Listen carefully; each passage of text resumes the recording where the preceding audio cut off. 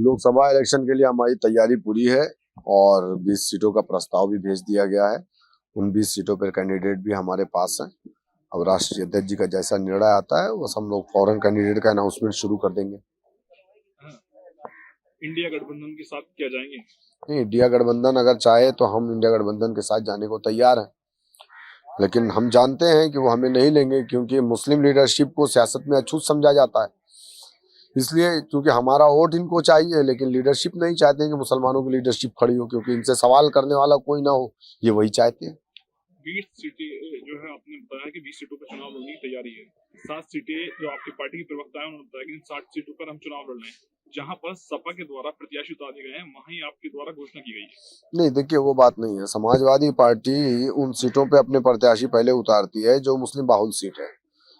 जो यादव बाहुल सीट है वहां से अपने कैंडिडेट नहीं उतारती।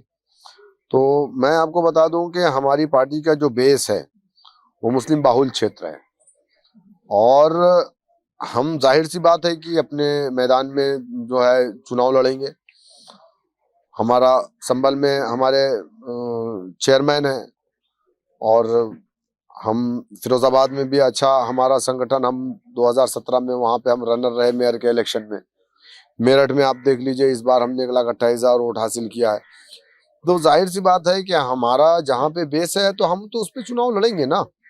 अखिलेश यादव और राहुल गांधी दो युवाओं की जोड़ी पूरे प्रदेश में घूम रही है। 2017 में भी घूम रही थी। बोले यूपी को ये 7 पसंद है, क्या हुआ? 2022 से सिमट गए थे लोग, 70-80 पे आ गए थे। क्या मिला, क्या हासिल किया इन लोगों ने? कुछ नहीं होने वाला। उस वक्त तो जयंत भी थे ना, 2017 में जयंत चौधरी भी इनके साथ थे ना। क्या हुआ? कुछ भी नहीं मिला। एआईएम सपा को नुकसान पहुंचाने के लिए आई है चुनाव लड़ने के लिए। समाजवादी पार्टी एमआईएम को नुकसान पहुंचाती है। ये लोग हमारे बारे में दुष्प्रचार करते हैं, ये लोग झूठ बोलते हैं, अवाम को वर्गलाते हैं। अखिलेश यादव झूठे हैं। समाजवादी पार्टी में काम करने वाले जितने भी लोग हम पर इल्जाम लगाते हैं वो सब झूठे हैं। मुसलमान जो समाजवादी पार्टी में हमको बीजेपी की बी टीम कहता है, अगर वो अपने माँ बाप की सच्ची औलाद है तो मेरे साथ आए, बैठे मस्जिद में बैठ करके अगर ये बात कहता है तो मैं उसकी बात, चूंकि मेरा लीडर जब इस बात को मस्जिद के अंदर कह चुका है कि मैं मस्जिद में खड़ा होकर के रमजान में के महीने में रोजे की हालत में ये बात कह रहा हूँ कि मैं किसी की टीम नहीं हूँ। अगर ये इल्जाम कोई लगाता है बैरिस्टर असदुद्दीन ओवैसी साहब के ऊपर तो मैं कहूँगा कि वो अपने माँ बाप की नाजायज औलाद है। सपा के द्वारा कई विधायकों ने 7 विधायकों ने क्रॉस वोटिंग करी है। बीजेपी एनडीए के उसमें मतदान क्या है? समाजवादी पार्टी उनको क्यों नहीं पार्टी से बाहर कर रही है? आप बीजेपी के कैंडिडेट को वोट किया है, एनडीए के नहीं, बीजेपी के कैंडिडेट को वोट किया है। समाजवादी पार्टी उन 7 एमएलए को पार्टी से क्यों नहीं बाहर कर रही है? बताओ मुझे। मनोज पांडे अखिलेश यादव का राइट हैंड, उसके साथ बैठने वाला विधायक, उसने जाकर के वोट किया और लेकर के भी गया लोगों को। आपने क्या कार्रवाई की अब तक? इसका मतलब यही समझा जाए कि बीजेपी और समाजवादी पार्टी में डील की गई मनोज पांडे के थ्रू या राजा भैया के थ्रू। तो इन लोगों ने जाकर के बीजेपी के संजय सेठ जो 8वां प्रत्याशी था उसको वोट डाला तो वो चुनाव जीता। ये मैच फिक्सिंग है।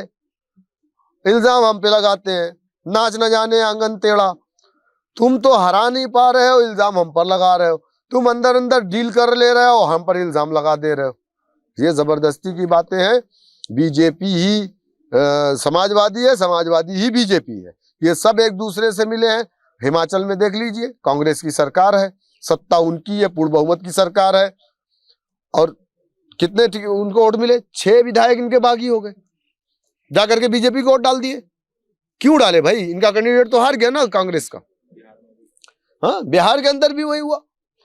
तो अभी तो एक एक करके देखिए बीजेपी में जा रहे हैं ना। जो लोग हमको कहते थे बीजेपी की बी टीम, वही साले बीजेपी में जा रहे हैं। तो अब आप क्या करेंगे बताइए? वो सबके सब तो जा रहे हैं ना। तो ये हम पर इल्जाम लगाया जा रहा है इसलिए कि ये नहीं चाहते मुस्लिम लीडरशिप खड़ी हो। ये मुसलमानों को डिस्पोजल गिलास की तरह सिर्फ इस्तेमाल करना चाहते हैं, वोट बैंक की तरह। लेकिन मुसलमान इस चीज को समझ गया है। मुसलमान अब इस्तेमाल होने वाली चीज नहीं है।